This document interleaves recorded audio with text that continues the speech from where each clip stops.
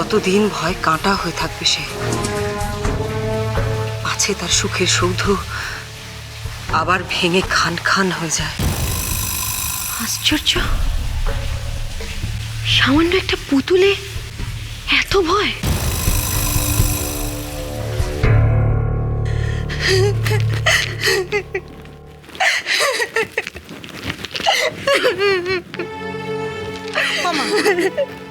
তোর আবার কি হলো?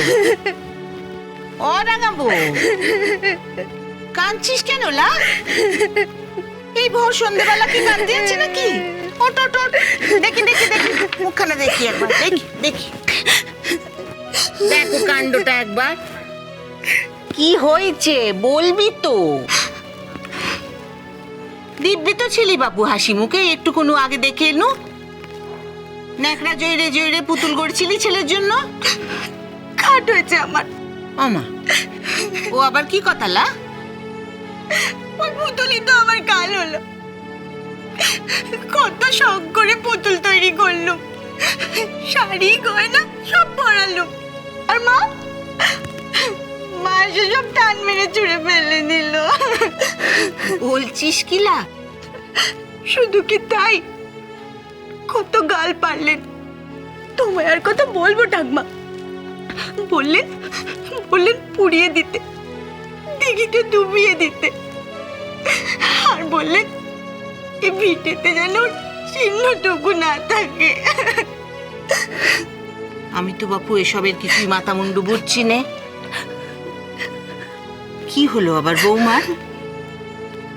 বেশ তো ছিল ছেলে আসার আনন্দে একেবারে মশগুল হয়ে। আমার তো ভালো ঠেকছে না রাঙা। চল দেখি একবার গিয়ে দেখে আসি গে। না না ঠাকমা, আমি যাব না, তুমি যাও ঠাকমা। মা আমার উপর বড্ড রেগে আছে। আমি যাব না। দাঁড়া তবে দেখি একবার। সর সর সর, যাই সর।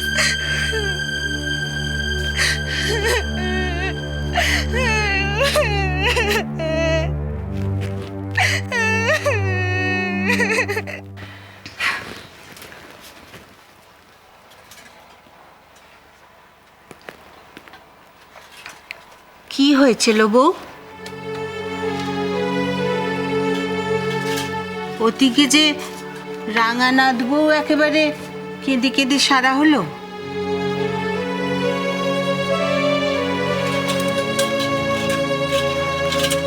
ও বাবা, তোর মুখ চোখ যে দেখি একেবারে গনগন করছে। হ্যাঁ রে, তুই নাকি ভারী রেগে গেছিস। এই দেখো, আমার সঙ্গেও কথা বলে না। অবু, কি হয়েছে বলবি তো?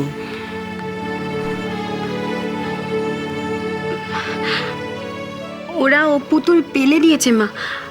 আমি নিজে বলেছি পুকুর ঘাটে গিয়ে ওটা পুঁতে দিয়ে আসতে।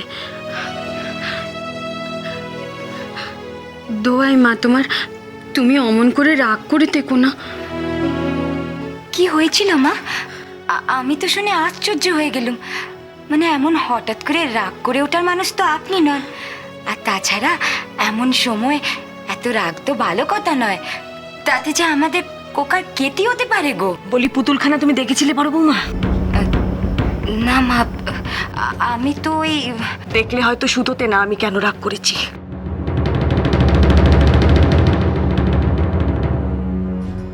বলি পুতুলখানা তুমি দেখেছিলে বড় বৌমা? না মা, আমি তো ওই দেখলে হয়তো সুতোতে না আমি কেন রাগ করেছি। তা জাগে জাগে, সে পুতুল যখন বিদায় হয়েছে এখন বলবি তো এতখানি রাগের কারণখানা কি? আমাদের রাঙা বউ আমাদের খোকার জন্য পুতুল তৈরি করেছে, এক মেয়ে পুতুল।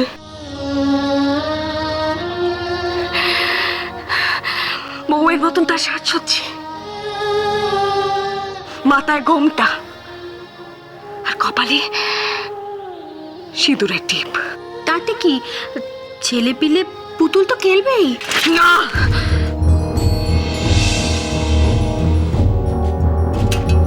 আমার ছেলে কখনো অমন পুতুল নিয়ে খেলবে না। খেলা তো দূরস্থান। অমন পুতুল কখনো যেন তার চোখেও না পড়ে, এ আমি সকলকে সাবধান করে দিচ্ছি।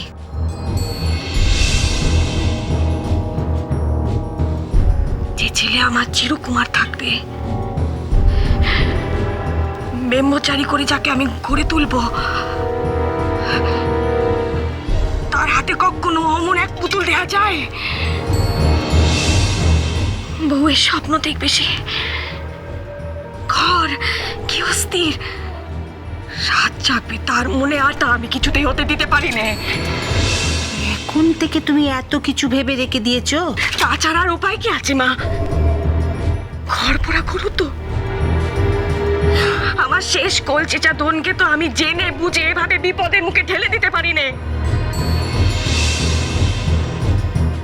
আমাদের বাচ্চাকে যদি বাঁচিয়ে রাখতে হয়, তাহলে মেয়ে মানুষের ছায়ার কাছ থেকে তাকে দূরে রাখতে হবে। মেয়ে মানুষ তার জীবনে সব থেকে বড় অভিশাপ।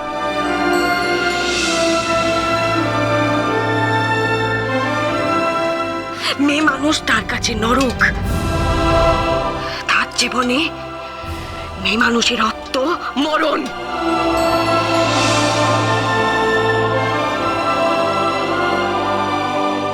শুধু আমি নই, এ সংসারের সকলকে এই কথা মনে রাখতে হবে।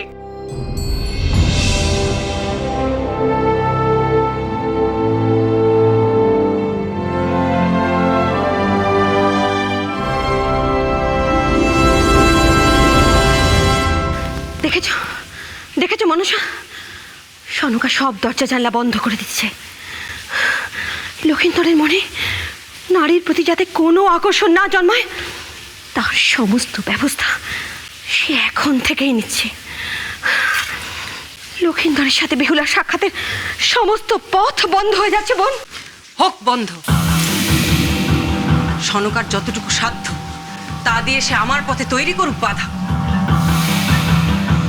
সে তো জানে না বেহুলা নামের ঝড়ের সামনে নিমেষের মধ্যে ভেঙে পড়বে তার সমস্ত বন্ধ ঘরের আগুন। বেহুলার উপর তোমার এত ভরসা? তুমি ভুলে যেও না দিদি, স্বয়ং দেবাদিদেব বর দিয়েছেন তাকে। সমস্ত পরীক্ষায় উত্তীর্ণ হবে সে। সনকার যক্ষপুরীর বন্ধ দরজার আগুল ভেঙে লক্ষিন্দরকে টেনে বার করে আনবে সে। এই হবে তার প্রথম পরীক্ষা। লক্ষিন্দরের মনে সে তৈরি করবে তীব্র আকর্ষণ, সর্বগ্রাসী প্রেম, গারস্থ জীবনের সুখ স্বপ্ন। কিন্তু বেহুলা কি তা পারবে?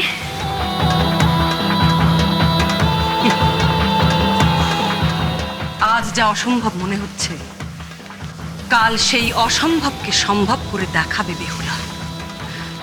না হলে কেনই বা এত প্রচেষ্টায় তাকে সকলের থেকে আলাদা করে গড়ে তোলা? কোন দিক দিয়েই বা সে হয়ে উঠবে অনন্য, সাধারণ, অনন্য।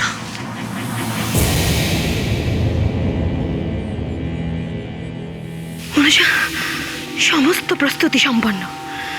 স্বর্গ মর্ত পাতাল এই ত্রিলোক ঘিরে গড়ে উঠেছে মহানাট্যের ক্ষেত্র। এখন শুধুই অপেক্ষা মুখ্য নট আর নটির আবির্ভাবের। আর কত দেরি পদ্মা? কবে আসবে বেহুলা? আর একটু অপেক্ষা করো দিদি, আর একটু সময়। সময় যে ডানা মেলে ওড়ে, দেখতে দেখতে মহানাট্যের জবনিকা উঠবে। আমার মূল অস্ত্র বেহুলা, আর আমার নাট্যর মূল নট লক্ষিন্দর, সেও খুব শীঘ্রই জন্মগ্রহণ করবে।